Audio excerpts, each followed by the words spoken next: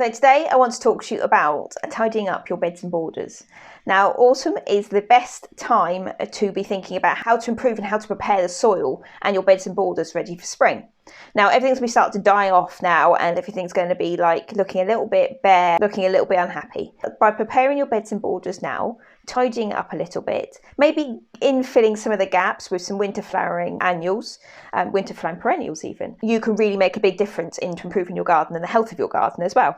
Not to mention the mental health of you as a gardener through the winter when the garden starts to look a little bit bare and sad. Put this little bit of work in now, you can make all the difference in the spring. So this is what we're talking about today. So if this interests you at all, if it's what you want to know about, keep on watching. Hello and welcome to Gardening Naturally of Green Fingertips with me, Josie Rainbird, your natural gardening coach. Autumn is a great time of the year to be improving and preparing your beds and borders, the soil in your beds and borders, for the spring and summer displays coming up in the new year. There are a few things that you can do to ensure a happy and healthy flower bed, including mulching your garden, mulching with a thick layer of organic matter, including well-rotted manure. If you've got fallen leaves in your garden, they make a fantastic rotting down mulch. If you've got any homemade compost that you've got ready to go as well. These all make really fantastic mulches. Having a thick layer of mulch there, putting them on now as you're starting to tidy up your beds and borders and starting to prepare them for the spring. Mulching now and leaving it through the winter for the worms to process and the like soil-borne organisms, the ecosystem in the soil, can process this mulch down, can really make a huge difference to the nutrient content in your soil, how your soil holds moisture, the overall condition of your soil and the health of your soil as well, and the ecosystem living within the soil. Now, if you've been with me for more than this video, you will understand what I'm talking about when I say the ecosystem of the soil. There's an awful lot of videos that I have done on soil care, and it's an incredibly important part of your garden. So if you want to check those out, I will leave the soil care playlist above in the cards, or I will leave it at the end as well for you so you can check that out.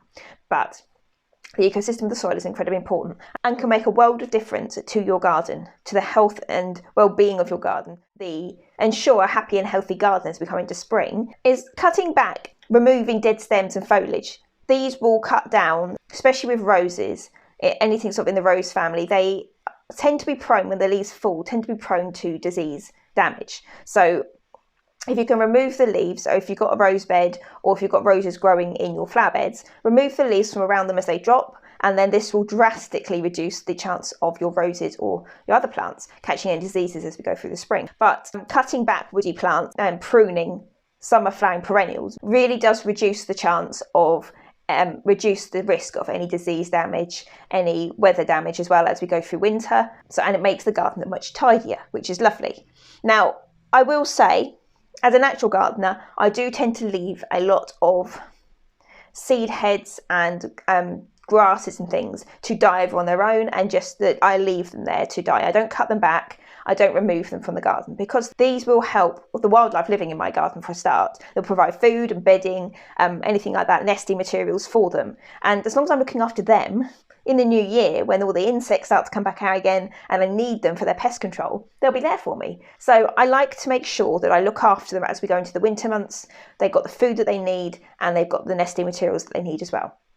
So that's just two things, two very important but not too difficult jobs to be doing at the moment to promote the health and well-being of your garden and to help your garden to stay happy and healthy and to promote the health of your garden as we go into spring.